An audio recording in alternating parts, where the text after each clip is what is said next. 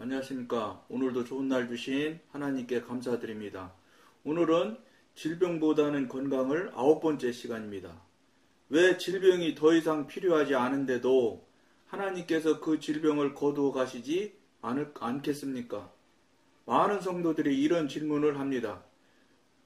하나님께서 우리를 다루시는 원칙을 명심합시다.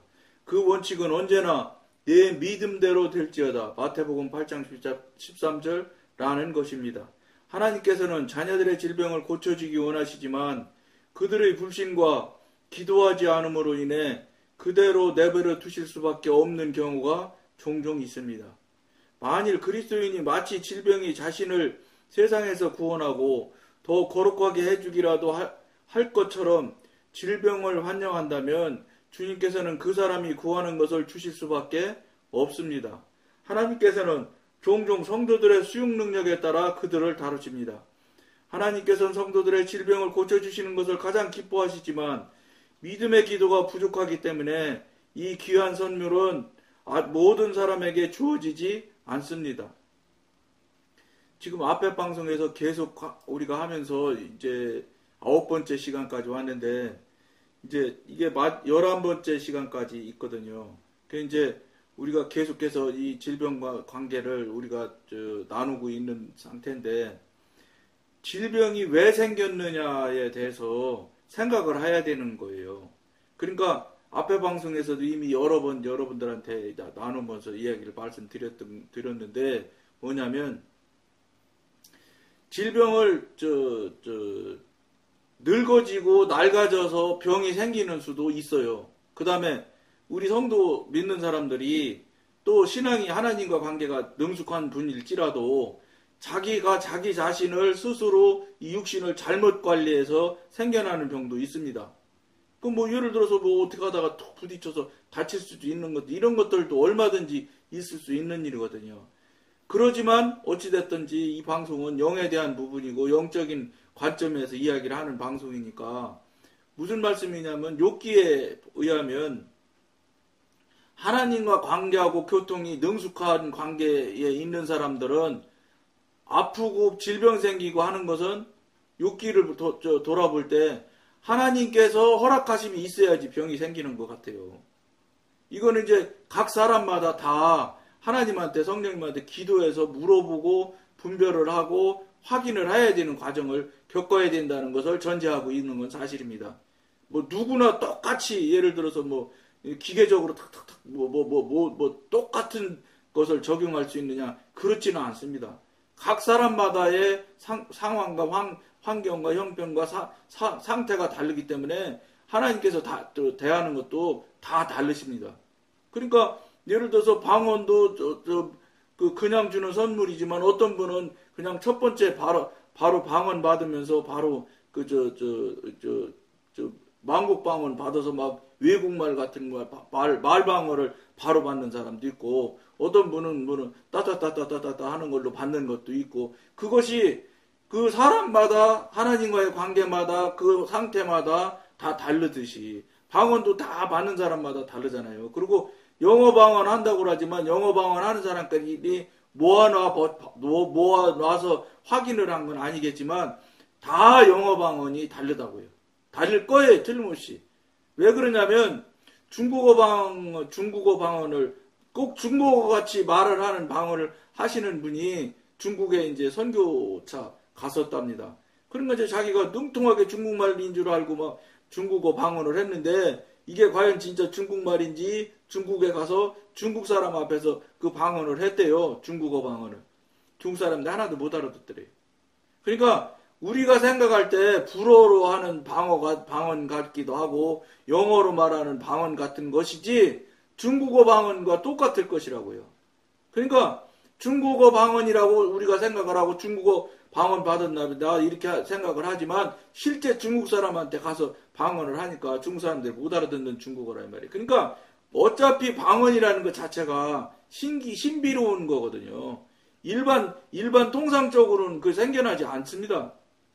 그러니까 그게 신기하고 기적 같은 일이 일어나는 거예요. 왜냐? 자기 의지와 전혀 무관하게 생겨나는 거거든요. 그리고 하나님이 공짜로 주는 선물로 은사로 주시는 거거든요. 그러니까 그것처럼 한 사람 한 사람에게 다 질병을 허락하시는 관계도 똑같은 질병을 허락하고 똑같은 크기에 똑같은 깊이로 질병을 주시냐, 그게 아니라는 거예요. 그 사람마다의 상황이 다 달라서 상황이 다 다른 거예요. 그러니까 무슨 말씀이냐, 로봇이나 컴퓨터나 이런 것들은 기계이기 때문에 똑같이 명령을 넣으면 누구가 됐든지 간에 똑같은 모양으로 나타난다고요. 근데 하나님은 전지전능하신 분이라 우리가 생각할 때 70억, 100억이 인구가 어마어마하다고 생각할 수 있지만 전지전능하신 입장에서 볼 때는 아무것도 아닐 수도 있는 거예요. 왜냐하면 이미 우주가 태양보다 큰 행성이 1000억 개가 모여서 은하계인데 그 은하계가 다시 1000억 개가 있다잖아요. 그러니까 1000억 은하계에 다시 1000억 개면 이건 수로 셀 수가 없어요. 태양만한 게. 그러니까 무슨 말이냐, 우리 정도 지식이나 우리 정도의 알 수 있는 역량으로 추정할 수가 없는 거예요. 그러니까 다른 차원의 전지전능하신 분의 움직이는 그 차원은 우리가 생각할 필요도 없고 알려고 할 수도 없고 알려고 해도 알아지지도 않고요. 그러니까 그 차원은 하나님의 차원, 신의 차원의 전지전능한 영역이다, 이렇게 생각하셔야 될 거라고 봅니다. 사람이 괜히 자기가 눈꽃만한 정말 조그만 지식 아닙니까? 그거 어떤 분 말씀하시는데 그분 이야기 그러더만요. 거미 뒤에서 나오는 그 거미줄, 그 거미줄의 성분에 대한 것을 가지고 박사 논문을 써서 박사된 사람이 굉장히 많대요. 그리고 무슨 소리예요? 그 많은 세상의 환경과 형편과 모든 일들 중에 거미 뒤로 나오는 그 거미줄 성분 가지고도 박사가 될 수 있을 만큼 많은 양을 지식을 가지고 있는 건데, 우리가 아는 양이라는 게 그것 갖고도 박사를 인정할 수 있을 만큼 지식의 양인데, 우리가 지금 세상에 널려 있는 이런 상황과 현상들을 우리의 지식 가지고 그걸 상상할 수가 있겠느냐, 크기를 가름할 수 있겠느냐, 불가능한 거죠. 그러니까 우리가 알고 있는 지식이 굉장히 많다고 생각을 하고, 물론 박사들이면 굉장히 해박하다고 생각하지 않잖아요. 해박하다고 모든 사람이 생각하는 거 아니에요, 박사가? 그런데 박사일지라도 겨우 거미줄 정도 연구하는 것으로 박사되는 수준이니까, 이거 우주 만물을 놓고 얘기한다고 하면 이거 얘기가 안 될 정도의 어마어마한 양의 크기란 말이죠.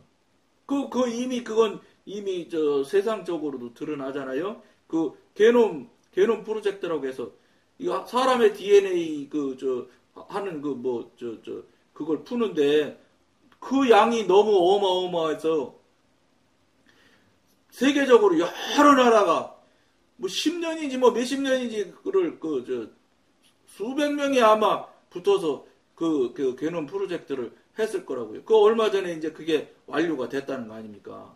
그렇게 우리 사람의 이 세포 하나 가지고 풀어내는데도 그렇게 어마무시한 그 지식의 양이 들어가는데, 하나님이 전지전능하신 하나님이 하신 걸 우리가 어떻게 감히 알겠다는 겁니까?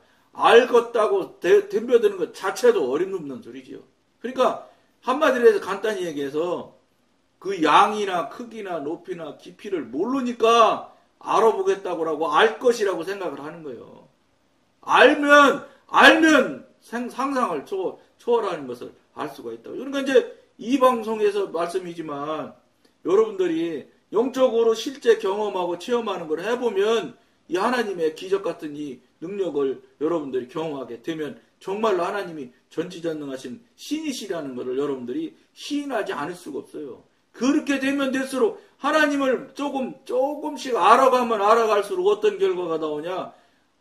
우리는 하나님한테 어림도 없습니다 하고 나라는 존재가 내려갈 수밖에 없고 깨트려질 수밖에 없는 거예요. 그런데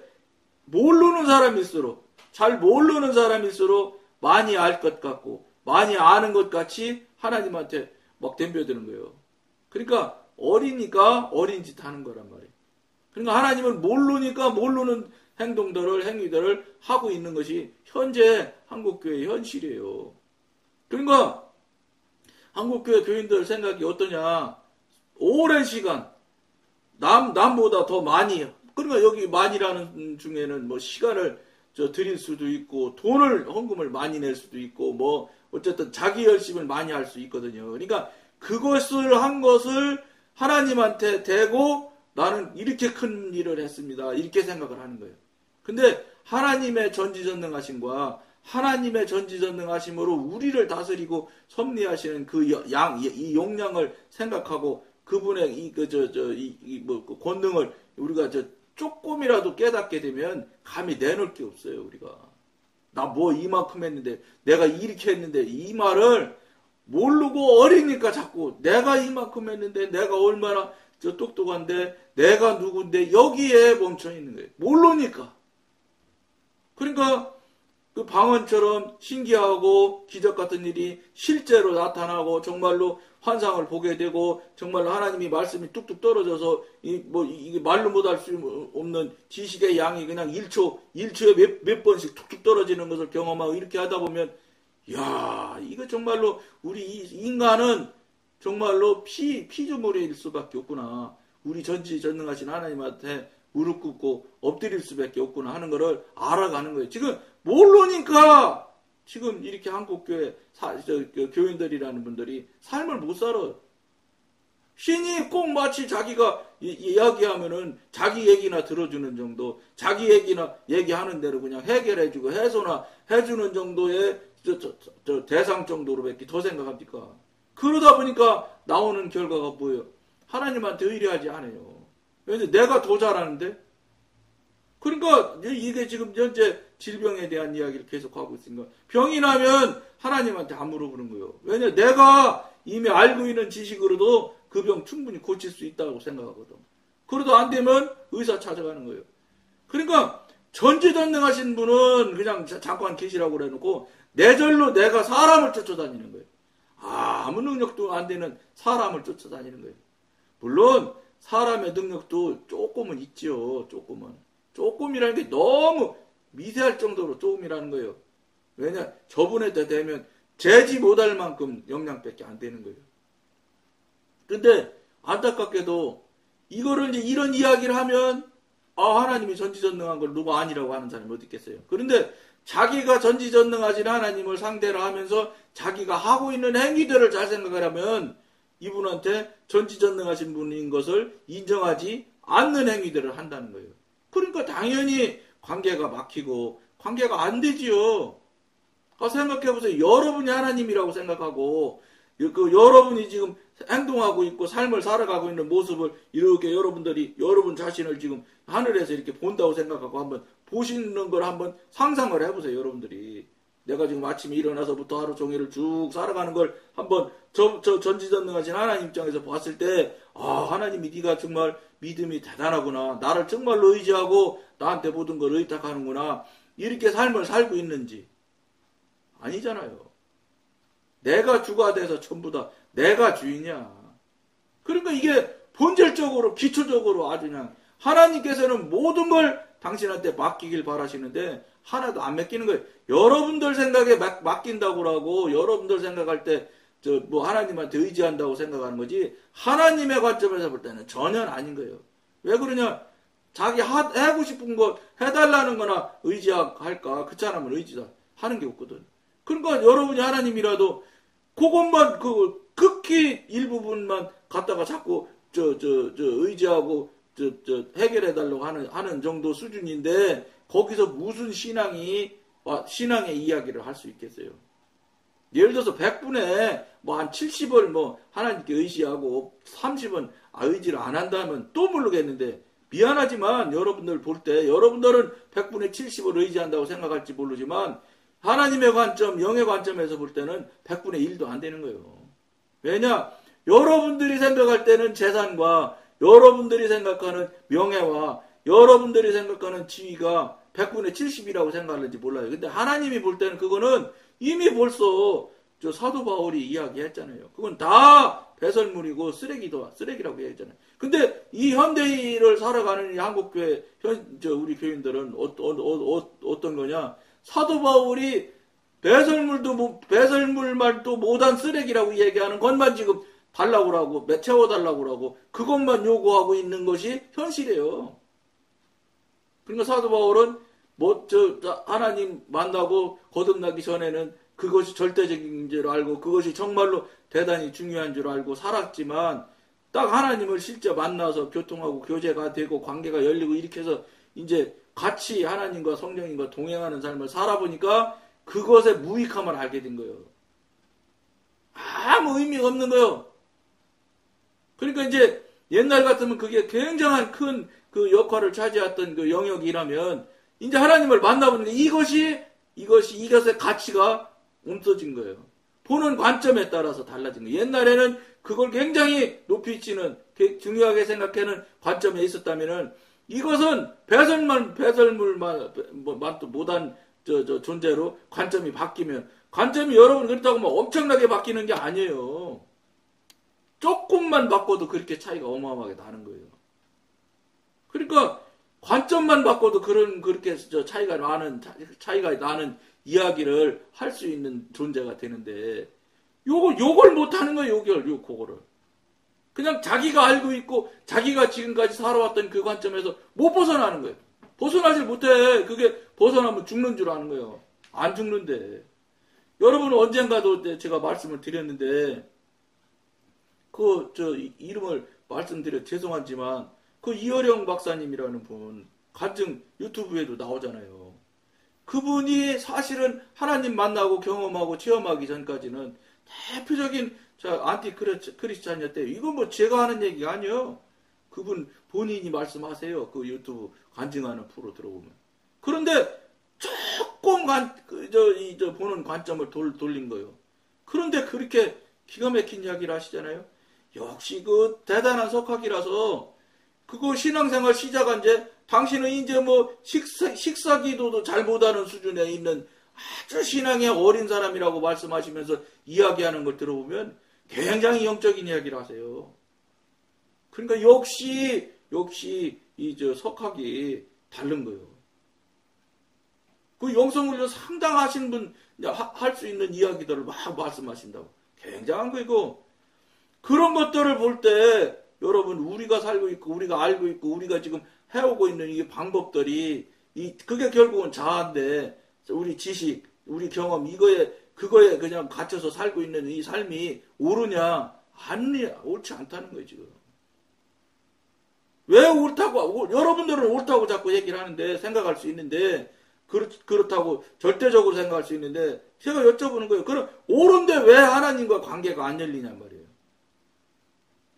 하나님이 보실 때도 옳은 관계로 여러분들이 삶을 잘 살고 계시면 절대 하나님과 관계가 안 될 수가 없어요. 하나님이 무슨 팔이 짧으신 분도 아니고 능력이 떨어지는 분이 아니잖아요. 절대 그거는 우리의 지금 현대를 살고 있는 하나님을 믿는다는 이분들이 관계가 막히고 관계가 안 되는 이유가 경험 체험이 안 일어나는 이유가 관계가 없기 때문에 그런 거거든. 관계가 없는 건 뭐예요? 관계 없는 삶을 사는 거예요. 그러니까 당연히 관계 없는 삶을 사니 관계가 없지요.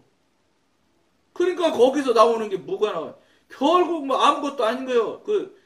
장로가 권력이 되고 목사님은 목사님대로의 그 권세로 생각을 하고 실제 또 행사를 하잖아요. 교회에서. 담임 목사님 대보세요 여러분. 우임식만 해도 목사님 싹 바뀌어. 우임식 하기 전까지는 교인들한테 조심도 하고 이렇게 하지만 우임식 딱 해서 우임 딱 되잖아. 담임 목사님 되잖아. 마음 싹 바뀌어. 마음 싹 바뀐다는 건 모르겠는데 어쨌든 바뀌어져.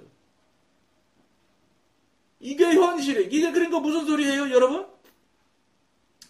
하나님과의 관계 영으로 사는 삶은 근본적으로 안 사는 거지. 그냥 육신의 수준 안에서 그냥 살아가고 있는 거예요. 그러니까 내가 예를 들어서 무슨 예를 들어서 판사, 검사 대보세요. 목에 탁 힘주지. 그러니까 담임 목사님 저 우임식 하기 전까지는 겸손하게 하고 목사님은 그러지만 우임식 딱 끝나면 딱 바뀌어 싹 바뀌어 목사님이 교인들 대하는 게 달라진다니까. 실제 이거 또 저 안수 집사 때만 해도 얼마나 교회 헌신하고 열심히들 내서 일합니까? 물론 그게 맞다는 것이 아니요. 그렇게 사는 것도 사실은 하나님의 뜻 안에 성령님의 저 지도인도 하는 상태에서 그렇게 삶을 살아야 되는 거예요. 근데 그것도 안 하지만 어림도 없는 삶이지만 그래도 안수 집사 때는 장로라도 대보려고 어디 가면 쫓아다니면서 열심을 내고 한다고요. 장로 딱 대보세요. 그래서 임직 딱 대보세요. 목사님이 이야기하시는 거예요. 97%가 변하더라 그러더라고요. 제가 볼 때는 97%가 아니야. 99.9% 변해. 안 변하는 분, 장로 되고 안 변하는 분 전 별로 본 적이 없어. 들은 적이 없어. 변해. 왜냐하면 생각이 변해져 자꾸. 그러니까 그것에 대해서 굉장히 경계를 하고 조심을 해야 되는데 그게 쉽지 않아요, 여러분. 뭐 저도 그랬으니까 저도. 그렇지만 그러지 않으려고 굉장히 무한 노력을 하죠. 그 무한 노력한다는 게 뭐예요? 자꾸 육신이 들고 일어나려고 하는 거예요. 장로가 그렇게 하면 되겠냐? 장로가 어디 채심머리 없이 이런 소리나 하고 그런 수준에 있는 것이 현대 한국교회의 오늘날 현실이에요. 그러니까 무슨 거의 뭐 신앙이 있고 뭐 영성이 있어서 뭐 성령이가 교통을 하고 뭐 이런 얘기는 전혀 없습니다. 그냥 장로가 계급이 돼가지고 계급 높은 것만 자꾸 생각을 하는 거예요. 그 계급이 돼서는 절대 안 되는데 한국교회는 계급이 완벽하게 고착화가 돼버렸어요. 목사님은 또 목사님대로의 똑같은 똑같은 상태지 뭐 목사님이라고 벗어나는 거 아니에요. 목사님 그 아까 말씀드린 대로 무임 받아서 담임 목사님 되면 싹 달라진다니까. 이게 현실이에요. 그러니까 무슨 소리냐. 안타깝지만 여러분들이 동의하는 부분도 있고 동의하지 않는 부분도 있지만 잘 생각해보면 틀릴 게 하나도 없어. 다 맞는 거예요. 맞는 얘기예요. 사람이 거뱉기 못하는 거예요. 육신. 그러니까 이게 여러분들이 생각할 때는 이 부분을 어떻게 생각하느냐. 사람이 약한 존재니까 자만심도 생기고 이런 게 생겨나지 않겠느냐. 이게 여러분들이 그냥 사람이 육신이니까 할 수 없이 그 정도야 어떻게 하겠냐 이렇게 생각하는데 그게 아니라는 거예요. 무슨 얘기냐면 그렇게 되고 그렇게 행위들을 하고 그렇게 삶을 살아가는 뒤에 여러분들 뒤에 보이지 않는 세력이 보이지 않는 존재가 누구냐? 사탄이에요. 하나님이 그렇게 살으라고 허락해서 그렇게 사는 삶이 아니라면 하나님이 하신 일이 아니라면 어떤 일이든지 다 사탄이 한 것이고 사탄의 영역에서 일어나는 모양들이에요. 여러분 사탄이라고 그러면 아니라고 이제 그때는 뒤로 포떡 넘어가지. 여러분이 아니라고 해서 아닌 게 되질 않아요. 하나님이 하신 일과 하나님이 하신 일 아닌 모든 어떤 일이든 다 그건 사탄이 한 거예요. 사탄의 영역에서 일어나는 일이고. 그럼 여러분들 지금 살고 있고 여러분들이 신앙이라고 행위를 하고 여러분들이 지금 삶을 보여주면서 살고 있는데 정말로 그 살고 하는 그 모양들이나 살아가고 있는 그 모든 행위들이 하나님과 성령님과 동행하며 교통하며 지도인도 받아서 살아가고 있습니까? 아니잖아요. 그건 아니라고 하면서 그렇게 사는 것은 사단의 영역 안에서 사는 모습입니다. 이건 또 절대로 아니라고 반대한단 말이죠. 아니에요. 반대하고 그게 아니라고 하기 시작하면은 그 사람은 하나님의 사람, 영의 사람 되기가 굉장히 어려운 거예요. 왜냐? 자아에서 안 깨지고 싶거든. 자기가 알고 있고 자기가 경험한 삶이 자기가 지금 살아가고 있는 삶에서 벗어나지 않으려고 하는 그런 생각이 있기 때문에 그런 생각을 하고 그렇게 행동을 하는 거예요. 그러니까 변할 수가 없지. 그러니까 교회 30년 다녀도 변하는 게 하나도 없어. 30년 다니면 30년 다니는 만큼 고집이 세지고 50년 다니면 50년 다니는 만큼 고집이 더 세져. 그게 현실이에요. 교회 항존직에 교회 오래 다닌 사람 직급으로 말해서 미안한데 계급이 높은 사람일수록 나타나는 현상들이 고집이 대개가 다 세다는 거예요. 목사님은 더 세 장로님보다. 이게 현실이에요. 그게 왜 그러겠어요? 사단의 영역에서 사단의 그 영역 안에서 사단에서 움직이는 내용이기 때문에 사단의 결과가 나오는 거예요. 그리고 당연히 고집 세지지. 큰 소리 치고. 어? 그게 당연한 이치예요, 그거는. 그러나 그거를 인정하지 않으면 어떻게 하겠어요? 내가 잘못되고 내가 문제가 있다는 걸 인정할 때 하나님한테 회개가 되고 회개가 되면서 하나님한테 성령님한테 여쭤보고 할 때 관계가 자꾸 열려지는 거지. 아니라고 내가 틀린 거 없다고 이렇게 하면 그 사람 못 고쳐요, 영원히. 그냥 그대로 살다 지옥 가시는 거예요. 이걸 여러분들이 시간이 많이 됐는데 정말로 자신에게 속이지 말고 자신에게 정말로 냉정하게 돌아보는 계기를 마련하면서 돌아보실 것을 권해드리고 오늘 여기까지만 하겠습니다. 감사합니다.